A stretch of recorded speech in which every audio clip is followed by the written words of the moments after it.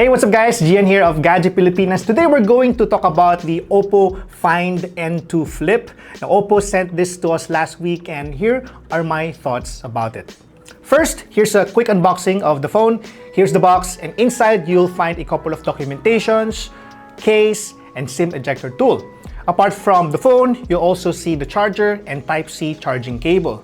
These are pretty much everything you'll find inside the box. Now let's turn our attention to the phone. When I first saw this personally more than a month ago, I was really blown away by its design. It has a huge 3.26-inch covered screen that supports always-on display and widget, and a folding mechanism that gives the phone flat and gapless design. Now, unlike Galaxy Z Flip series, you'll notice a gap between the folded display. This is not the case on this device, as you can see right now. When you unfold the device, it will reveal a 6.8-inch main display that features 120Hz refresh rate, up to 240Hz touch sampling rate, and HDR10 Plus support. It looks amazing and you cannot almost see any crease on its display, which is normally found on foldable displays. Undoubtedly, isa ito sa mga best features ng phone na to, and I wouldn't be surprised kung ito rin ang sinabi or sasabihin ng ibang reviewers in and outside the Philippines. I love how compact it is when you put it inside your pocket or bag. Now, gusto ko rin yung fact that you can just simply whip it out of your pocket and use it instantly without having to unfold it. I just really hope that there's a way for me to use it as if it is in an unfolded state. Now, sana lang talaga pwede to, no? Actually, it should not be theoretically impossible to do because it is just basically an extension of its main display.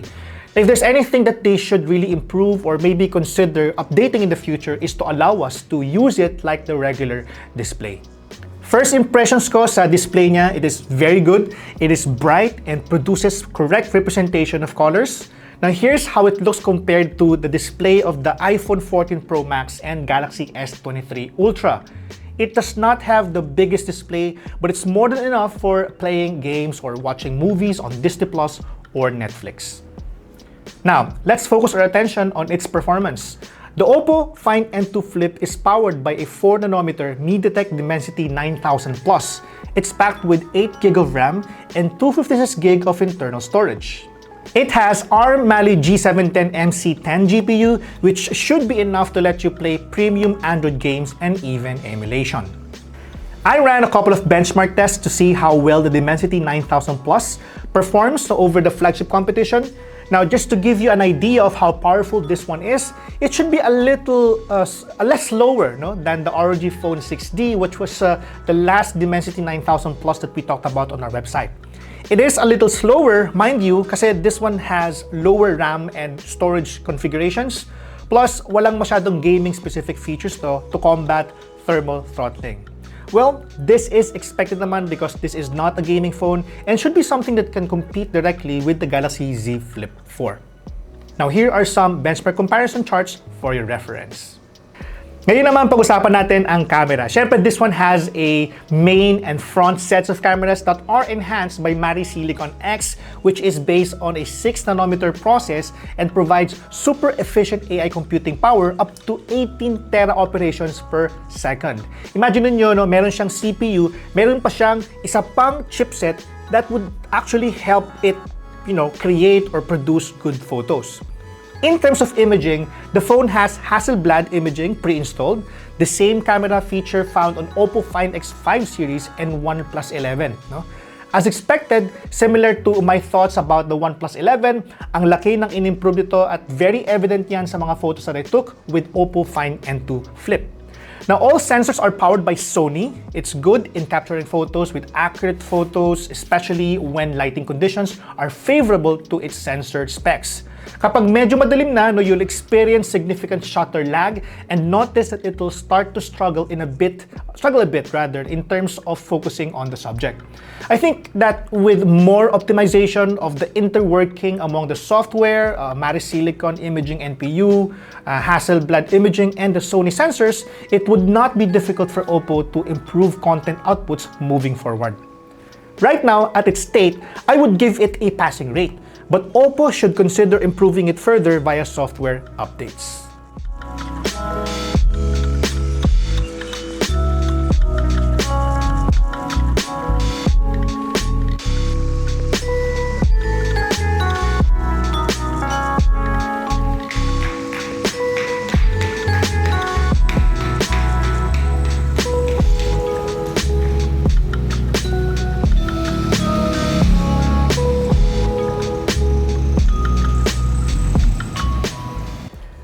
Now, you love taking selfies with this phone, especially with its cover screen. While this one has a 32-megapixel front-facing camera dito, no, you'll also be able to use its rear camera with the cover screen as your viewfinder. It also has flex form features which takes advantage of its folding mechanism. Because of this, no, pwede mo lang siyang ilapag sa table at saka take videos of yourself while talking about your favorite subjects. Sakto yan kung mahilig ka gumawa ng self-help or instructional videos and post it on YouTube or TikTok. No? Pwede rin yan if you want to make use of the camera to take time-lapse videos rather. No? Or kung gusto mo naman, hawakan mo siyang ganito para mukha siyang camcorder if you want. Meron din ito na dual screen preview. No? Just by enabling it, you will be able to show a preview of what you're shooting to your friends, no, or subjects. There are, however, a couple of things that this phone lacks, especially in the video department. Wala tong Pro Video and Portrait Video features. Pero I'm happy to report that the lack of what I mentioned is compensated by its capability to allow you to shoot in 4K up to 60 FPS. In terms of software, this is running on ColorOS 13. It gives the phone additional Android and OPPO-specific features to enhance user experience. It enables the phone's foldable features, always on display, plus a few extra performance tweaks that can let users maximize its specs. It also introduces split screen, flexible windows, quick return, smart sidebar, and kids space. There is also a dedicated game app that gives mobile gamers more control over performance and notifications. In terms of battery performance, this clocks a total of 14 hours and 27 minutes with 20% battery juice remaining. It's impressive, no, for a foldable phone with a significantly huge cover display, and I must give credit to OPPO for its overall battery performance. The phone supports 44 watts Super VOOC charging, which should be enough to fully charge the phone in a little over an hour from 0%. It is not the fastest charging speed in the market, but definitely commendable for a foldable device.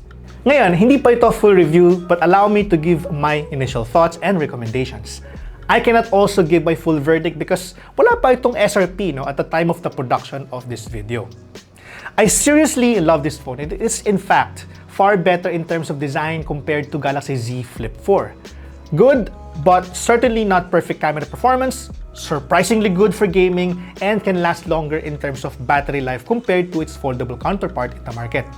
But of course, OPPO, no? Hear me out, no? Kung nakikinig kayo sa akin, no? Please don't overprice this phone. Improve its camera performance more like making the portrait photos less soft, which takes off natural colors and mutes realism. And consider giving us the option to turn its cover display as something similar how I'd use the main display. That's it for my video. Mukhang napahaba tayo, no, sa video natin na to, no? If you're new to the channel, this is the best time to subscribe. My review of this OPPO Find N2 Flip will be on our website very soon, so watch out for that. This has been Gian. Thank you so much for watching, and I'll catch you on the next video.